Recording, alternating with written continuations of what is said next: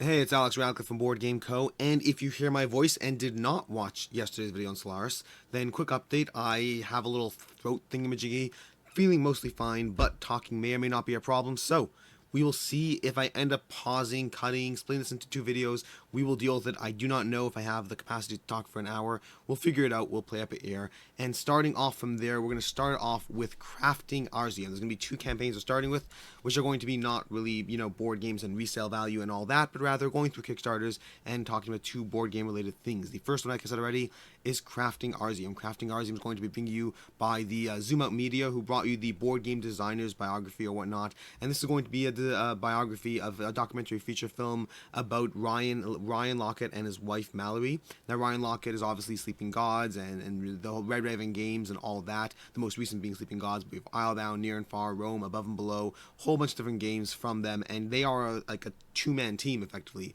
just two people doing everything to do with the board games and having tremendous success around it, which is amazing. So if you're interested in checking this out, by all means check this out. It'll be available to purchase, download, buy down the road, but I personally, I haven't watched the original board game designers. It's on my list to watch, but this story, more than the general designer, actually interests me far more, seeing two people just do as much as they have. Moving on from there, we have Sleeve Kings. This is going to be for Sleeve Kings Premium. The campaign is currently at $62,000, 760 backers so far, 19 days to go, and this is going to be bringing you, well, premium sleeves. Now, this is more specifically catered towards bringing you a replacement for Fantasy Flight Premium sleeves. If you were previously someone who sleeved your games with that, this is designed to be an exact replica of that, so that you can basically not have to re-sleeve your entire collection, thanks to that line going out of business. Now, I believe that line was taken up by GameGenic, but all that being said, supposedly GameGenic and the Fantasy Flight lines of series sleeves do not have the exact same, dimensions or something to it. These are meant to be a replacement of those. Now, I did do I think I have a testimonial somewhere on the page. Overall, I like them. I got a sample of the sleeve games, not paid anything, but I got a sample of the premium sleeves. If you watch my videos, you know that I give shoutouts to Sleeve Kings all the times because they're the sleeves I use. I probably, for myself, will not be upgrading to the premium ones, primarily because, nothing to do with the cost, but primarily because I find that I don't like when sleeves get too thick, only because they have a harder time fitting in boxes. It's already hard enough with regular sleeves, and when you premium everything, it's even harder. So for myself, my biggest competitor here in terms of why I'm not getting these premium sleeves myself is going to be because I love their regular line coming in at 60 microns thick. That's going to be thicker than penny sleeves at 40 microns, but thinner than the 100 microns. I find it's a good balance of quality and thickness. So for right now, I'm sticking with regular Sleeve Kings, but if you are someone who prefers premium sleeves, this is going to be both a good replacement for Fantasy Flight, as well as being probably the cheapest premium sleeves on the market. In general, Sleeve Kings is not the best, it's not the cheapest, although borderline cheapest. They are the best combination of price and quality that I have personally found with sleeves. In fact, watching my Everdell video, I had an Everdell playthrough with Rena. We went through the game, and I just had all the cards sleeved, and I had tons of comments asking, what sleeves are you using? Because you have a giant stack of cards, they're not sliding all over the place. People were interested just from watching the video, which I didn't anticipate, and sure enough, I commented, Sleeve Kings, Sleeve Kings, Sleeve Kings, because I like them. Again, I'm not affiliated whatsoever. I don't pay for anything. I just bought their sleeves in the first Kickstarter and have absolutely loved them, and so yeah, I keep giving them shoutouts. Moving from there, we have canceled Kickstarters first.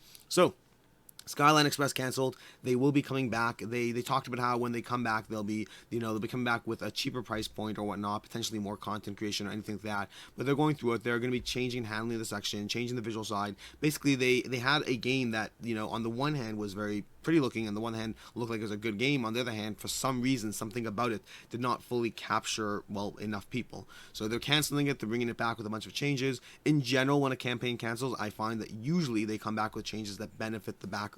I got a comment recently on my Bloodstone video. I haven't replied to it yet. I'll get to it. But talking about how they have to remember, that I look at things not from a pro-consumer side, but I'm all pro-company and how to make more money.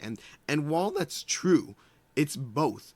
I think Bloodstone canceling, I think most Kickstarters canceling generally result in a better end result for the backers. Most campaigns will not simply cancel and move on. They cancel because they have an easier time of changing something that fixes what wasn't capturing your attention in the first place.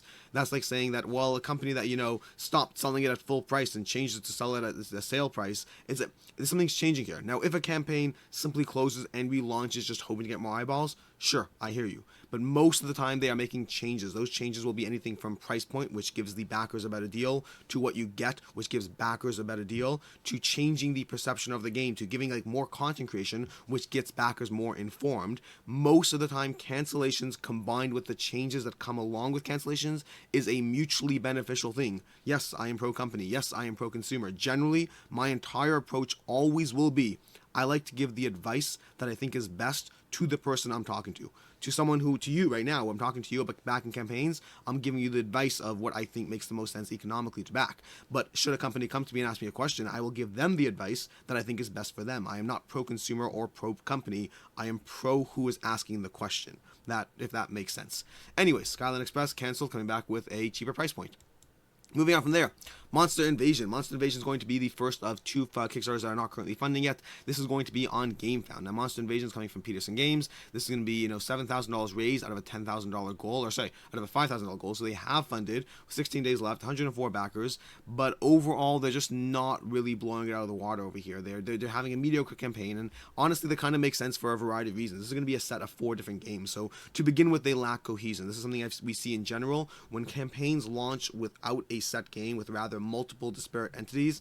Usually that campaign will have a harder time, doing well. People aren't as invested in a conglomeration of games as opposed to a single game that they have been pitched, that they've been invested in, and all that. And this is something we're going to see later today in another Kickstarter as well. Now, there are exceptions. The most notable exception is going to be Board Game Tables, has, done a decent job of combining things that feel like they are part of a cohesive trilogy, but when companies just do things that feel differently, I find it doesn't work as well. Past that, there's no real development of a community of pitching, of advertising around these games, and nor is this even going to fall into Peterson Games' typical lineup of the types of games they do, or the type of games they are most famously known for, I should say. Rather, these are 4 smaller games that I believe they have them produced, I believe they're ready to ship out. I don't think this is like a whole, you're getting them down the road. Keep in mind, I did not overly look into this because I mistakenly thought it was not funding, because I saw this bar and I thought that wasn't funding, but it is funding, apparently. So I got that wrong.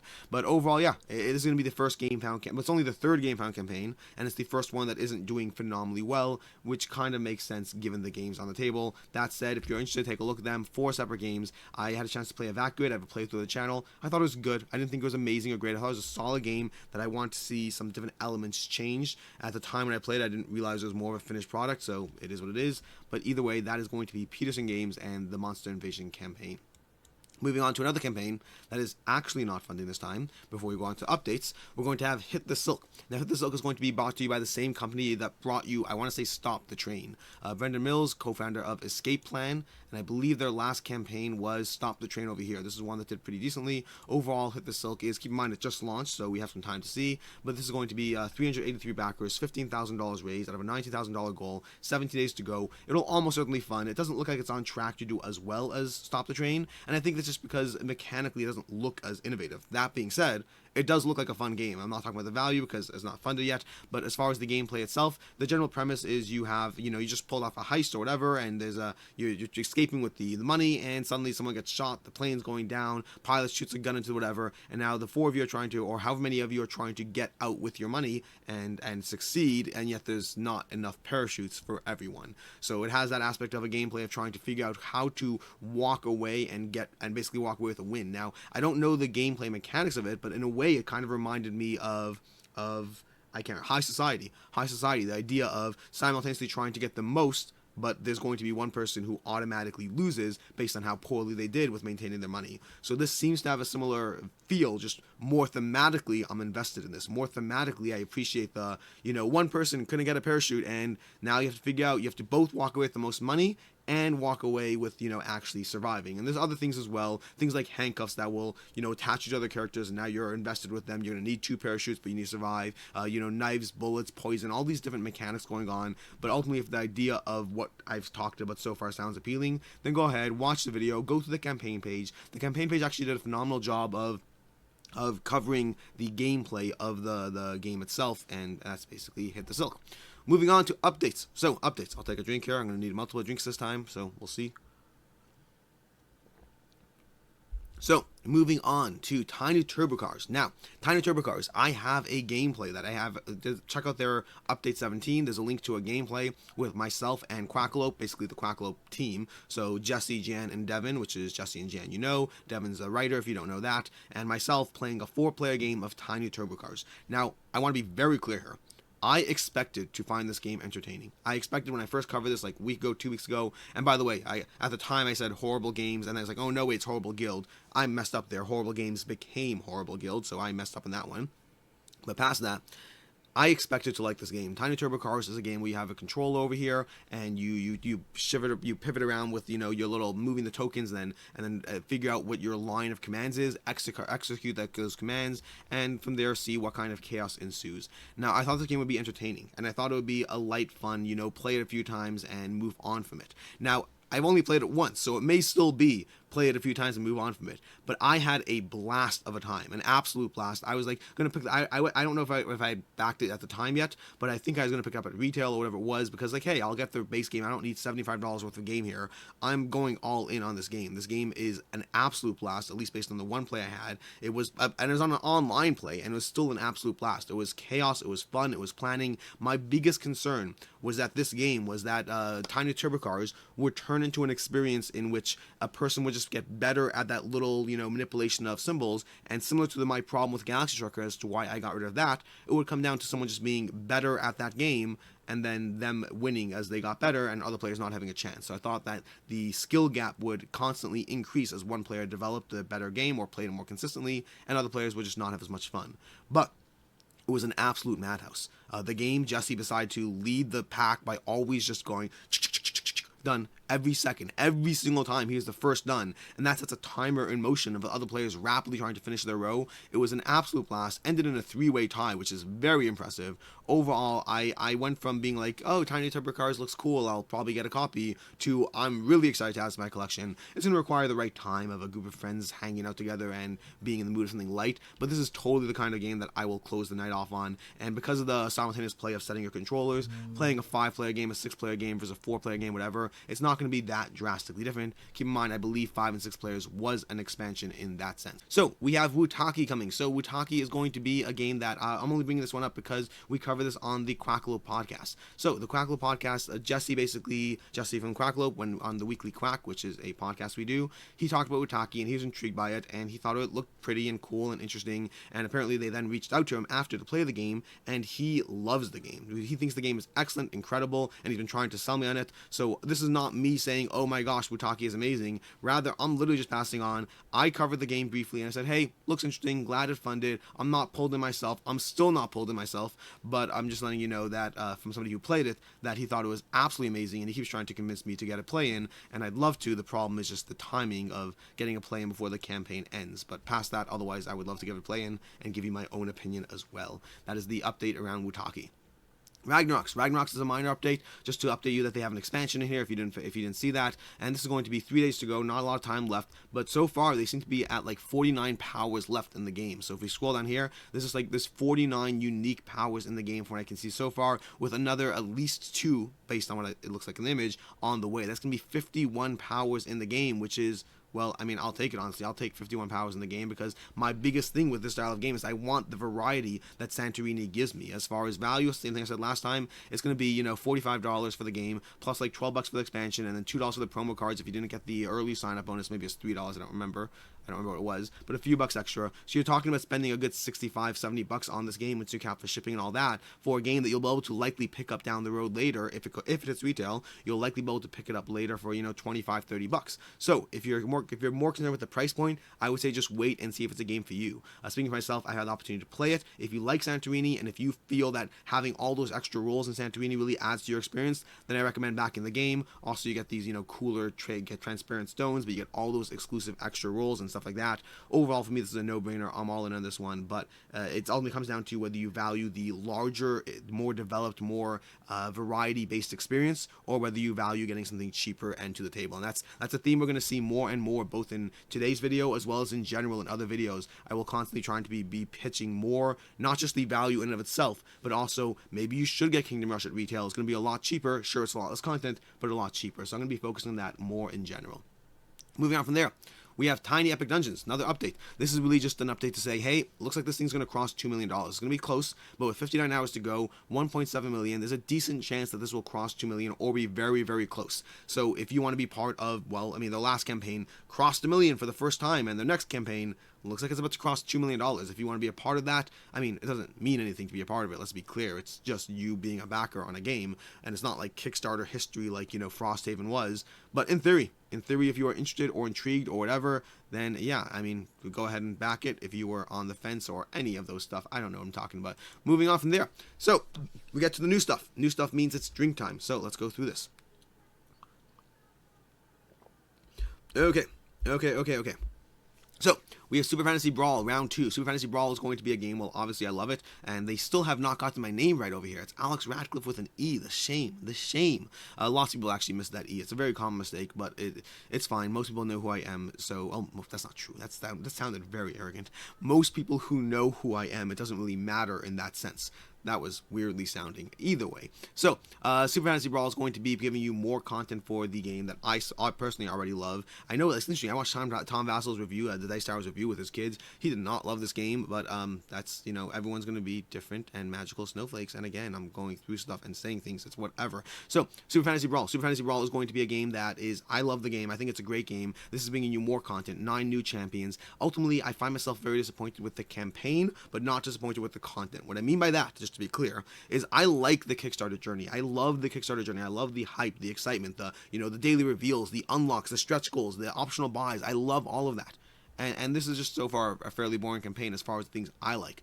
That said, as far as the gameplay content, I mean, it's 9 more champions for a game that I already like. 9 more content, 9 more champions. Some Kickstarters of content in terms of foil cards or whatnot for the heroes. But overall, I would say the main reason to get this game is if you are already someone who likes Super Fantasy Brawl, this is going to be a fairly comparable price compared to getting it in retail, because we have a few different pledge options over here. We have the starting point of $1 pledge, $50 for the round 2 content. That's $50 is going to be giving you 9 new champions. Now, if you pay attention to, let's say over here on their store online, it's $18 for a set of 3, otherwise $54 for a set of 9. And this is giving you $50 plus shipping, so a little bit more, but you get a set of 9, plus you get the updated rules, plus you get the player aid, plus you get the foil cards. So you're paying a roughly comparable price. Maybe you're overpaying by a few bucks in order, and again, it's going to depend on where you are, whether you're paying batch, shipping, all of that. But for the most part, it's going to be roughly comparable to what your options are alternatively, and you're getting the foil cards and the upgraded rulebook and a few extra stuff. So for me, the base pledge over there, the round 2 pledge, is a solid back, not a good back, not the way to go if you're trying to get a great deal, but you'll get stuff earlier and you're paying roughly the same price. From there, you have a Superfan pledge. This is going to give you the Superfan pledge, but without basically the equivalent of the original Superfan pledge in the last campaign with, the Art of War, the Circle of Blood, the Statues Terrain, all of that stuff over there, but without the Giant Epic box. If you specifically want the Giant Epic box, they still seem to have copies on the website for $69 plus shipping to get that. So you can check that out if you still want that Deluxe Beak box. For the most part, I think the Deluxe Beak box is a waste of time, except for the fact that it may not be a waste of time because they may or may not be putting an insert into play at some point. They talked about it in one of the live streams, that they may, doing the pledge manager, offer some sort of insert to the game that will fit into that large box or fit into something that's roughly the size of the large box. So it's a bit of a weird thing of, are they phasing it out? Are they still utilizing it? I don't know. We'll find out together. But past that, $65 for the Superfan pledge will give you all the Kickstarter content for the game there. Then lastly, we have $169, which will be giving you, one second. We have $169 giving you the core box, Circle of Blood, the Art of War, the Force of Nature, Statues expansion, upgraded plastic tokens kit, Hot Trick expansion, Radiant Authority, all that stuff. Basically all the content for the game, the Neophrine kit, all that. It's giving to you basically a ton of stuff at, again, a roughly comparable price if you value the Neophrines and the all-in sleeves. If you compare this to retail, compared to what your alternative options are, retail will be a drop cheaper, but you'll be getting the Neophrine and the all-in sleeve kit for a marginal price once you factor it in. And the retail is going to be a few options. One is looking online at their web shop, and 2 is going to be looking at your friendly online game store, whatnot, and trying to buy the content there. Which brings us to my point I made a second ago about if you are on the fence about this game, if you are not sure, just pay $32 and oh wait, 1 second. Sorry, I was going to say pay $32 and pre-order this, but I'm seeing you can't actually pre-order this, so maybe somewhere else you can pre-order it. But if you can find that base box for $32 and you're on the fence, do that. Don't pay $165 for a game that you don't even know if you'll like. You'll have the opportunity to get the stuff later. Don't worry about that. And the base game gives you plenty of content. You don't need the neoprene. You don't need the sleeve kits. We just talked about sleeve kings. You don't need tons of extra content for a game you don't even know if you like. But as far as will it hold its value, will it not? Overall, Super Fantasy Brawl has done a decent job holding its value. It is not one of those games that's like a smashing out of the park success or anything like that, but it does seem to do a decent job of holding its value, all things considered. And that is going to be Super Fantasy Brawl. So, moving on from there, we have Hunted Wode Ridge. Hunted Wode Ridge is going to be I think the third in a trilogy or whatever it is. I'm not sure if it's a trilogy. They have a few other games in this series, but I think they had like a 2-pack. Basically, they had the Hunted series. So yeah, over here, the third game in the Hunted series. In this installment, you're taking on the role of a group of kids in the newfound alien thing. It's a 1 to 2 player game experience, and the original game did fairly decently. You know, it has pretty decent ratings. If you look on Board Game Geek, it has roughly a 7 on Board Game Geek with multiple ratings. Some people saying it's not as good, some people saying it's great. So it's definitely falls into that middle range as far as the game itself, as far as whether it'll hold its value or not. So overall, we have over here, it's going to be a $45, where are we, $45 for the game and the playmat. And this one is a hard one to say because this one falls into the category of it didn't have, there's just not a lot of sales or trades available as far as people who are getting rid of this game or selling it or trading it on Board Game Geek, on eBay or whatever, and it doesn't seem to have a large retail availability. So in terms of getting the Hunted, it falls in the category of I don't know if you'll get your money back, but it may well be your best opportunity to get their hands on this game, given the lack of general availability for this game. And I should also mention this is run by Gabe Barrett, who runs the Board Game Design Lab podcast. So he's part of a general board game design community. If you follow his other Kickstarters, they're going to be a hybrid of games as well as, you know, I don't know, what's it called, design stuff. So board game designer kit, board game Kickstarter advice, things like that. And here's that original Hunted base game. So again, overall, 1 to 2 player experience that may or may not hold its value. It's unlikely to hold its value, but it may be your best chance to get your hands on a copy. Moving on, we have Faux Diamonds and Baseball Highlights, the dice game. This is going to be like Eagle Griffin Games, and this is going to be another one of those times where people are cramming different games into a Kickstarter, but they have done it before. They did it before with the Illumination and the Road to Canterbury a few months ago, and so this is one that it's bringing you, again, 2 different game experiences, or technically it's 3 different games, although 2 of them do belong together. So it's bringing you Faux Diamonds, which is going to be a trick-taking game, and then it's bringing you, where are we? It's bringing you Baseball Highlights, the dice game, and Football Highlights, the dice game, which are going to be, well, not trick-taking games, and they're going to be roll and write dice versions of the original Baseball Highlights and Football Highlights 2052. So those are 2 game systems that overall are well liked, and they are bringing you the the roll and write versions of those game systems. And if you want to check out how the game plays, check out the Board Game Geek. He has a playthrough and an overview of those 2 games. And as far as the price points. So over here they have a few different price points. Over here they have $24 for Faux Diamonds. They have Baseball Highlights for $24. Those are both going to be an MSRP of $30, which basically means, before we get to any other pledge levels, $24 and MSRP of $30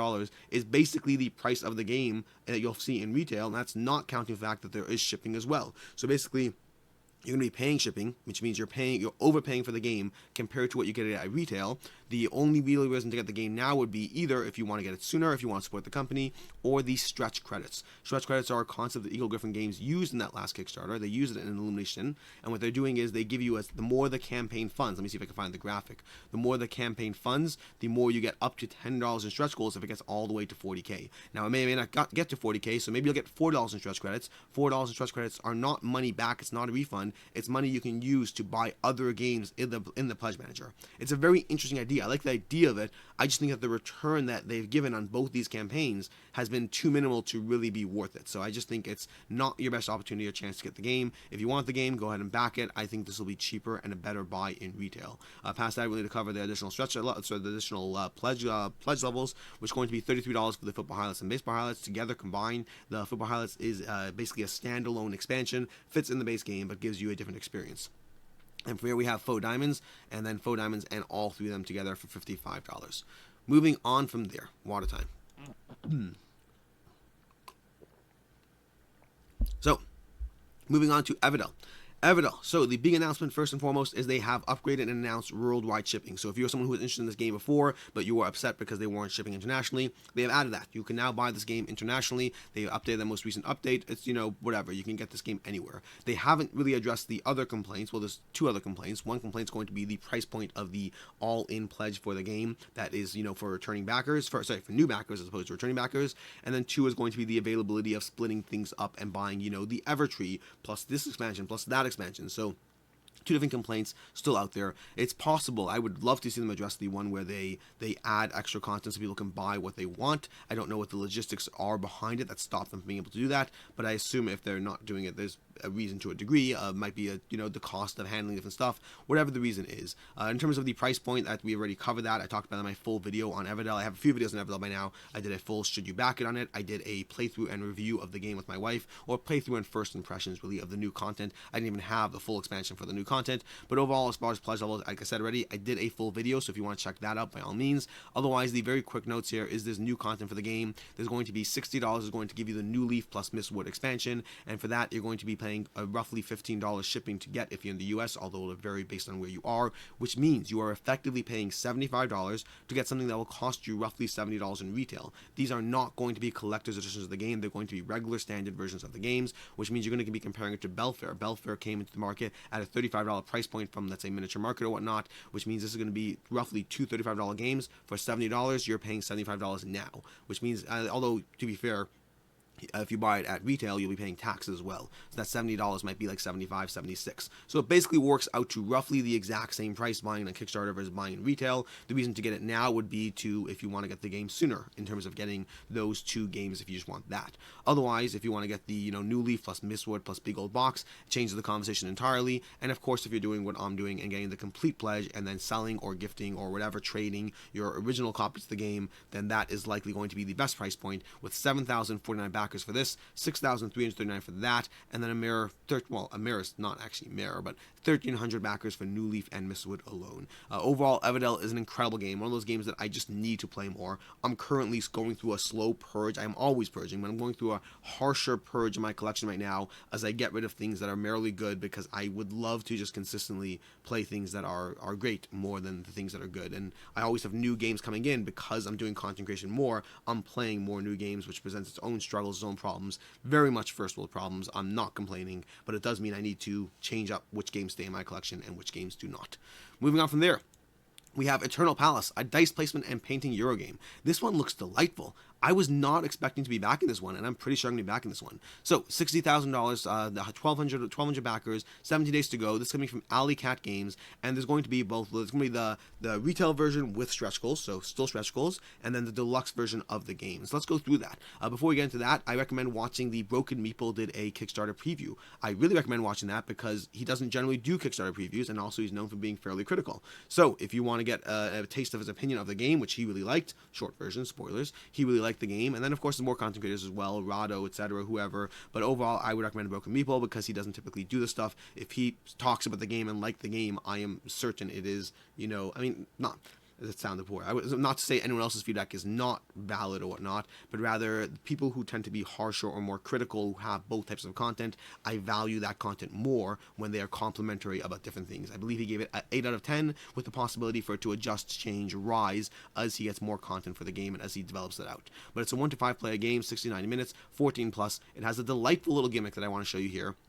Which you see this over here, this is like 15 different pieces. You have this GIF over here which shows you the canvas, and you overlay these pieces on the canvas that are completely unnecessary. This is no gameplay value whatsoever. Each piece is worth a point. That's all that matters. Each piece is worth a point. You could leave it off to the side, or you could actually overlay it on the canvas, but it looks gorgeous. I like the idea of building and developing your painting as the game progresses. But this is going to be a hidden dice placement game. You're going to roll your dice, people will see the dice, and then you're going to hide them and then sort them in terms of where you're going, which gives this element of people to know what your potential possibilities are, but not what you actually will do. I believe Rado compared it to a lighter version of Dungeon Pets, and Broken Meeple compared it to a better version of Kingsburg. Now, I like Kingsburg a lot. I didn't actually keep it, I got rid of it, but I like Kingsburg. So a better version of Kingsburg appeals to me, and I always thought Dungeon Pets was too heavy for the type of game it was trying to be, so a lighter version of that means that the two pieces of feedback have me very interested in this game. As far as the pledge levels Plus, also going to be £33, sorry, for $46 for the base game edition, which comes with stretch goals, and then $59 for the deluxe edition. So let's go through what's on those options over there.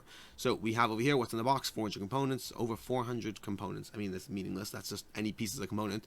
80 paint pieces, 70 layers, 14 per player. I want to see more of those. And 14 is great. I want to see like 25 per player. I want to see more variations and options of how you can develop that painting. Totally not a gameplay thing, but I think those would be great stretch goals to improve your tactile experience, if not the mechanical experience. We have advisors, solo cards, all that, and like I said, it has a solo mode. And then we have the expansion. So we have the turn order expansion over here. Then we have the deluxe edition, is bring you everything in the base game plus the monument minis. They've guaranteed the deluxe edition is not Kickstarter exclusive. The stretch goals might be, but the deluxe edition will be available at least 3 months later. So if you want that, it'll be available later. You'll have to get your hands on it then. And from there, we have the Labyrinth board and the exports expansion and all of that. And one second, we got over here, and that's going to be all of that and all of that. And aim of the game, rolling dice is something I wanted to see. I can't remember what it was. Was it the stretch goals? We have the solo mode. I don't remember what it was. Why Kickstarter? Okay, stretch goals. Kickstarter pack. So you get the Kickstarter pack, which is the composition expansion and the alternate locations expansion. And then over here we have the stretch goals of what's being added to the game, of 1,000 backers, more cards, more alternate locations, more stuff for the game, and then some social goals as well. As far as value, will it hold its value? Will it not? Overall, Alley Cat Games deluxe versions of their games tend to do pretty well out the gate. They tend to do pretty well initially. Over time, as things develop or not, they tend to drop a little bit in value. You might lose a little bit on shipping or this or that, but they still do a decent job of holding a value. Even Dice Hospital Deluxe, even nowadays, while you may not be able to sell for what you originally backed it, you still does a decent job of holding its value. They're not ones you're going to make money on. You might have to, like, I don't know, lose a bit on shipping, but overall they are pretty decent, but not a great back. And that's going to bring us on to I forgot that. I knew that. You see, I knew there's something else I want to talk about. I left that tab open for a reason. So in the Pledge Manager, you will have an option of getting paper dungeons. Now, I don't know anything about Paper Dungeons yet, but it's a battle, explore, and score in the brand new dungeon scrolling roll and write games, exclusive from Alley Cat Games, save on MSRP and shipping, and you can get that for $20 or $28, down from whatever the MSRP is. And this is the board that you can see over there. Now, I know nothing about this game. I did not look into it heavily, but all I can tell you is that board makes me want to get this game. I like complex roll and write systems. We'll be talking that more today, and Paper Dungeons looks intriguing. I will likely be making an impulsive, poor decision to back this game, almost certainly, because, well, to get the Paper Dungeons as well as back in the game, because sometimes I am willing to buy pretty things without knowing more, and no, you should not do that, and no, I should not do that, but I'm going to anyways. And with that, we're going to move on to Valeria Card Kingdom's Darksworn. So give me a second there.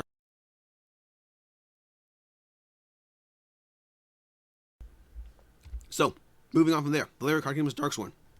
Okay, so this is going to be the cooperative expansion for Valeria Card Kingdoms. Now, if you've watched my stuff, if you follow what I like or don't like, you know that Valeria Card Kingdoms is my personal favorite game in the genre of roll dice, activate stuff, do whatever. Now, this is being in a cooperative mode to the game, which instinctively has me completely uninterested in the game.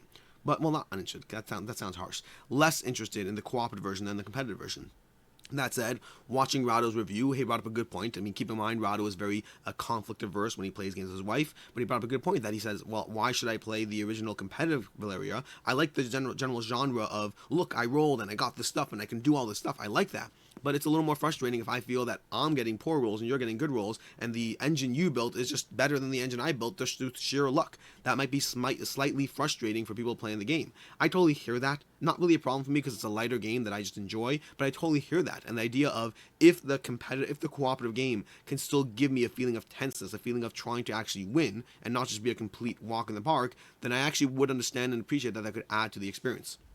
Now, in addition to the fact that they're bringing a cooperative game, and that's going to come with stretch goals as well, so they have here, the cooperative game is going to give you, if you buy back Darksworn, you get the Fire Temple monsters, you can get the Cowering monsters, the Shade events for Valeria Card Kingdoms, and potentially more stuff coming. And this is typical of Valeria Card Kingdoms. They give you a few extra packs, effectively, stuff that they can sell down the road for like $5-10. So when you back their games, you're getting, you're paying the retail price plus shipping, but you are also getting extra packs you otherwise have to hunt down. So generally, and this is going to be true for today as well, Valeria Card Kingdoms games generally fall into a category of they are not the best price for the game, but if you want the promo content and you plan on getting it anyway, then you may as well back it. As far as selling it, holding its value, you'll usually lose a few bucks. It's just the nature of shipping and whatnot, and a smaller overall price point. That said, in addition to everything going on with Darksworn and that bringing it there, they are also reprinting the base game with a different form, extra components, low MSRP, changing up the base game as well. So you're gonna you have the option of getting the base game stuff as well. It is still completely compatible with your original content. You do not need anything else else, but if you want some of the nice extras, you can either get the new base game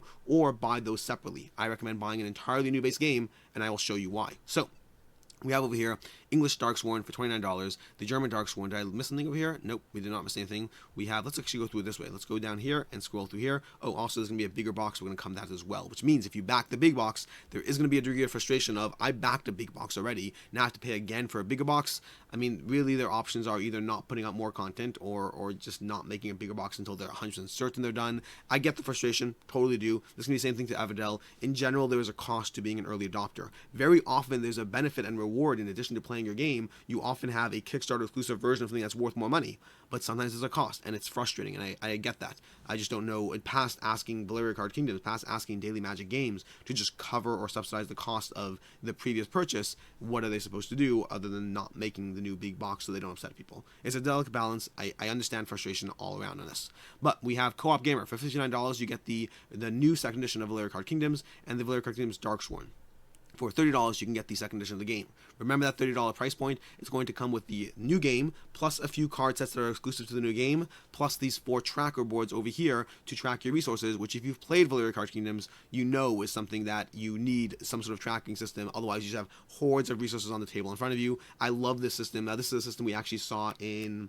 I can't remember the name of the game. There's another game we saw this tracking board system in that is blanking on me. It's a Civ game with drafting and 5 colors, and I can't remember, but I love the system overall. We have Darksworn for $29. We have a $109 pledge, which is a retailer pledge. You can ignore that. And then a whole bunch of add-ons. We have a $19 Darksworn playmat in case you want that. This is for Darksworn, not for the base game. You definitely do not need it, but you can get it. You have $29 big box. You have the new cards from Valeria Card Kingdoms 2nd Edition for $5, and you have the resource trackers from Valeria Card Kingdoms for $10. By the way, the game that uses this is called Hadara. I just remembered. But either way, so that's going to be $15 to get the new content from the new expansion. Now you can pay $15 to get the new cards and the new trackers, or you can pay $30 and then gift or trade or sell your original card, Valeria Card Kingdoms, for $15, which Valeria Card Kingdoms is a game I'd happily gift to dozens of people. So I'm going to be getting the full new base game for myself, and then gifting, selling, or trading, likely gifting the Valeria Card Kingdoms 1st Edition, because I'm not interested in paying $15 for just these when I can play $15 more and get a full another copy of the base game. And then we have Darksworn as an add-on as well, and then we have Sea Dice, Flames and Frost Dice, and Blood Dice. I will say these pictures of the dice look absolutely horrible, but the Valeria Card Kingdoms dice actually look great. These pictures just look bad. The dice in person look great. And then we have 2nd edition for that, Kingsguard, which is these are a bunch of promo packs for the game, Crimson Skies, the expansion. They're doing a reprint of some content that's been out of print, and that's basically the availability. As far as should you back it, I already covered this, but basically, if you want the content, it's a good price. You'll get extra. It's a decent price. You'll get extra, promos or whatnot. But if your goal is to just get the cheapest game and you don't care about those promo packs, just buy that in retail when it's next available. It'll be cheaper by a few bucks or whatever, especially because you don't have to pay shipping for the game. And that is going to be Valeria Card Kingdoms, which brings us to Three Sisters. So, Three Sisters, a backyard farming roll and write game by the designers of Fleet the Dice game. So that, by the way, is going to be the reason I am backing this game, because I love Fleet the Dice game. Absolutely love it, by the way. Fleet the Dice game I completely ignored for a long time because it was based on Fleet. And I didn't care for Fleet. I actually never played Fleet, but I got it, read the rules, was not interested, and didn't end up ever getting it to the table. And so Fleet the Dice game I just didn't pay attention to until Sarah Shaw from Board Games in a Minute, who, by the way, has content on this game as well, loved the game and said I should play it, and I did play it, and I love Fleet the Dice game. It's now one of my favorite roll and writes. It gives a degree of depth, of interlocking that I see only in really Gansheng Clever, which I also love. And so Fleet the Dice game is an easy back for me. That's not true. Fleet for Dice game is easily in my collection already, and Three Sisters is an easy back for me because it's giving you the same designers and a similar gameplay. Different game, obviously, but similar elements of, rolling dice, leaving the die in the middle that goes to everyone, interlocking systems and mechanisms. The theme doesn't really appeal to me, but then again, neither does the theme of Fleet the Dice game of, shipping licenses and catching fish. I don't care about that at all, so both themes don't appeal to me, but I appreciate the different gameplay elements and the different aspect of giving me, hopefully, something that I like, but in a different form. So overall, I like these complex little, this does that, and this interweaves with that, and if you plant this next to that, you get this, you get that. Let's talk about price point. Price point for the game is going to be coming in at $29, which is roughly what you can expect to pay down the road. If you check up, assuming you compare this to Fleet to the Dice game, which I definitely am, then the price point is going to be somewhere in that range of $29 to $35 for the game, and they're giving you $29 plus, I think, $4 shipping to the US. In addition to that, you are going to be getting some Kickstarter extras, nothing crazily complicated, but similar to Fleet the Dice game, they had a few extra extras that would just made it worth it, that you got, you paid an extra $4 and you got these little mini modules along the way. Is it a great price? Absolutely not. Is it a decent price and you get content for a game you like? Absolutely. Will you hold its value if you try to resell it? You'll lose on shipping. It's just too small a form factor for the game, so you'll lose a few bucks. For myself, I'm going to go ahead and back it because the fact that I love Fleet the Dice game and these are the same designers makes me intrigued enough to jump in, get whatever stretch goals are there, and, well, get that one to the table. And so that is going to be Three Sisters. Moving on to there, we have the Night Market. So we have the Night Market. What else do we have? We have Night Market, and then we have that one, and that one. So basically 2 more. So Night Market is going to be worker placement games and the Night Market. This is going to be from Talon Strike Studios. This is going to be an expensive game, but one that may or may not hold its value. I'm going to be most comparing it to their other game, Vinyl. So Night Market is going to be a game that's a worker placement. There's a ton of content around the game from reviews myself, from Thinker Themer. In fact, I really actually like Thinker Themer's opinions on the game because it very much aligned with my own, which is, well, Thinker Themer is Maggie and Amy, and I believe Maggie, Amy, I always forget which one's which. I'm sorry, guys. Sorry, girls. But basically, I aligned with one of them. Maggie, I want to say Maggie, who said the game was like an 8 out of 10 for her. It was, a good game, but also fiddly. And that's where I am. I like this game a lot. I think it's a good game, but also fiddly. Lots of content creation around the game. Lots of stuff you can watch to get an opinion. Overall, it's a game with a few phases that, first, let me see if I can find a board here. If we can find a picture of the board. Yeah, over here, you're going to be going to this board over here in order to solve the puzzle of what you get and how you upgrade your abilities or whatnot. From there, you're going to be checking, once you're done with the whole board phase where you're playing tic-tac-toe, getting each other's ways, getting as many resources as possible, you move on to basically utilizing those resources to serve different customers, putting them in different stalls, developing your own personal night market. So there's multiple tiers of a puzzle going on in this game, which I really like. I found some elements of the game to be a little fiddly, and the graphic design didn't appeal to me, but past that, I really like the game, and I'm excited for all the expansions options they're bringing to the table. Which brings us to the pledge levels. For $50, you get this is retailer only. Sorry, for $50, you get the basic pledge of the game, which is all unlocked stretch goals, 48-hour funding, exclusive scooter and custom hard tracks. And let's go ahead and show you what you get there. So for $50, if I can find it, you get what's in the box. You're getting all of this over here, all the content you can see on the screen over here, just a ton of tokens, cards, all that, and a bunch of things are upgraded to wood from stretch goals. So we have wooden truck tokens, wooden load tokens. These are all the 48-hour goal with able to unlock and deluxify into wood. So while it's $50. While that is a high price point for the game, even the basic pledge is effectively a Kickstarter deluxified version of the game. So factor that in. It is expensive, but it is already a deluxe version even for the basic pledge. I think it, to a certain extent, is tactically a mistake to call a basic pledge $50 because people are going to see basic and they think retail. I think that I don't know the best way to approach that, but my point is this is not some retail option. This is going to be a deluxified version of the game. But then from there, you get to the deluxe version of the game where you get even more content. Which, if I can find that over here, I had the same problem earlier, by the way. I could not find over here. Okay, $50 basic pledge, we get all this. 48-hour goals unlocked. Deluxe pledge, $75. You get everything in the basic pledge, but then all of these things are upgraded as well. You get all the food tokens turned into actual wooden food tokens, the signature dishes, wooden signature dishes, wooden money tokens, acrylic season tokens. Basically, everything is upgraded. And then you can choose between the solo experience, the skills expansion, the scooter expansion, or the arcade expansion. Basically, along with the deluxe pledge, you get to choose one of the things you want. The reason for that is they originally had the solo experience in there, but then some people don't care about solo, so they wanted something else, so they adjusted or accommodated to backer feedback in order so that you can choose one of the options on the table there. For the all-in pledge is going to be $115 and gives you all of the 4 expansions at a reduced price because you're bundling them. So they're effectively, I think there are 5 expansions actually. There's the 20 festival cards, the worker skills, the scooter, the solo, and the arcade expansion, giving you all of that for a discount because you're buying all of it together, and that overall is giving you a ton of stuff. Now I do want to go through the updates because the updates, the most recent stretch goal, is something that I really like, which is going to be these player boards become a puzzle board. Effectively, your own individual player boards will customize and adjust based on the expansions you have, and rather than having this less clean system, they are turning everything to a puzzle so you can click it all together based on what expansions you're currently utilizing. Absolutely love that. I'm thrilled with this expansion. And speaking of which, I'm thrilled with all the expansions they are actually doing. I'm thrilled with the stretch goal, and I'm thrilled with the expansions that they're bringing. The arcade, the scooter board, all the skills. The skills is by far my favorite one, based on nothing other than just seeing it. But I only played the base game. I already enjoyed the base game. The things they were adding to this game make me even more excited for the game. It's just more of a puzzle, more elements of things to juggle, to manage. This may well be my favorite game from the games I've played from Talon Strike Studios. This is my favorite one so far. I still have to play Winterborn. I still have to play Vinyl, so I've only played some of their games. But this one I really enjoy overall, and I will be back in this one. As far as value, Value-wise, it's going to fall into the category of vinyl. It is an expensive game. Vinyl is like a $65 entry point to a game, similar to the way this is a $50 entry point for the base game, and up to $150 if you want it all, $75 if you want the deluxe edition. That is not cheap. That is the price of 2 or 3 games or 4 games if you get all the expansion and everything else. But I think it's a solid game system, and so far, if you watch the other reviewers, it seems most people seem to really enjoy this game. And again, I played it as well. I really enjoyed the game. Thought it was a little fiddly, not pulled in by the art, but I really enjoyed the game, and I want to get it to the table. So overall, I think this is one that's going to be a little tricky. You might lose money on it in terms of if you can or can't find a buyer. Like vinyl is a good example. I'm going to keep coming back to vinyl. Vinyl is a game that I've seen it sell for well below what people paid for it, and I've seen it sell for well above what people paid for it. And that's because I think it mostly comes down to the current availability. When you find someone who wants the Kickstarter version with the expansions, with the this and the that, and they want a copy and you have a copy for sale, then yes, you can get your money back. But otherwise, because it's like a lower demand in general, it means you have to find that opportunity to find someone. So this is one that I would call a medium back. You may be able to get your money back. You may lose money in it. It is an expensive game with a lot of quality components and enough people that like it that it may well do well. I mean, currently, keep in mind, we're at 442 backers. It's not a huge demand. It's the same thing we see with vinyl. A small subset of people who want an expensive game. It's one of those tricky ones. And that's going to be the night market. Moving on, the last one, Stellaris Infinite Legacy.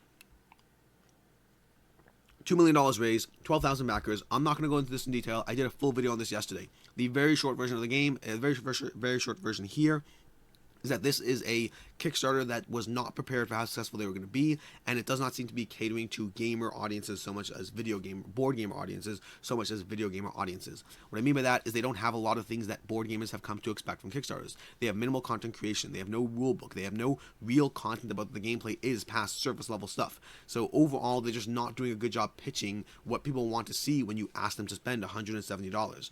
But they're getting a ton of backers because, if you log into the video game, there's a little note saying, hey, go back this Stellaris board game. So every single person who logs into the video game right now is being potentially directed here to potentially back the game, which means they're getting a huge audience of people who are interested in this, but they're interested in Stellaris, the video game, and whatever that means, and not so much interested in the board game equivalent. Now, this is bringing you a 4X board game, and it's coming from Academy Games. Academy Games does have a track record of producing amazing games, and so hopefully this will be one of those games that does well as well, but it also is a bit of a toss-up. The lack of a content, the lack of anything really around this game just make me not confident enough in the end product. I think it'll be a solid game, but then again, the comparison I gave in my Show You Back a video was I think Dark Souls is a solid game. It just depends on what your bar is. Is your bar Eclipse and Twilight Imperium 4, or is your bar Risk? It very much depends on who you are, why you're back in this game, what your bar is, as far as what this will end up being. Now, it might well be comparable to Eclipse and Twilight Imperium. It might be an amazing, incredible experience.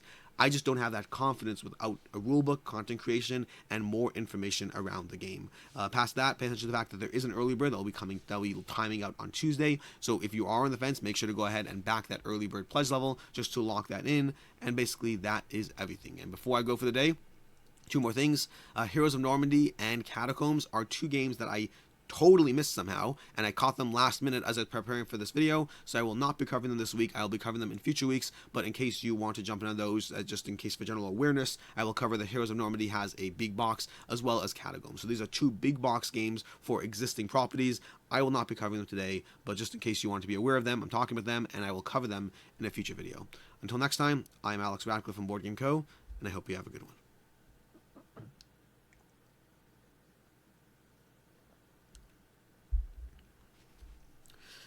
And no, there's no behind the scenes thing today because today is tax day. Tax day for me. So today I'm filing my taxes because I know how much we all love filing our taxes. So yay me. And yeah, whatever. But that's going to be today. And then Tonight, I'm finally watching the last 2 episodes of WandaVision. I'm excited for that. It's going to be Chinese food and 2 episodes of WandaVision because I can finally stop scrolling rapidly past every time I see something with WandaVision on Facebook. I rapidly scroll past. I don't get spoiled. I did watch up through the first 6 episodes, so I already know some of the stuff. No comment. But either way, last episode of WandaVision happening tonight. Really excited, and yeah, if I don't watch it, I'll probably get like 4 comments talking about the spoilers, so I better actually make sure I watch it tonight, because otherwise I'm going to get some issues there. No spoilers in the comments down below. Until next time, I'm Alex, and have a good one.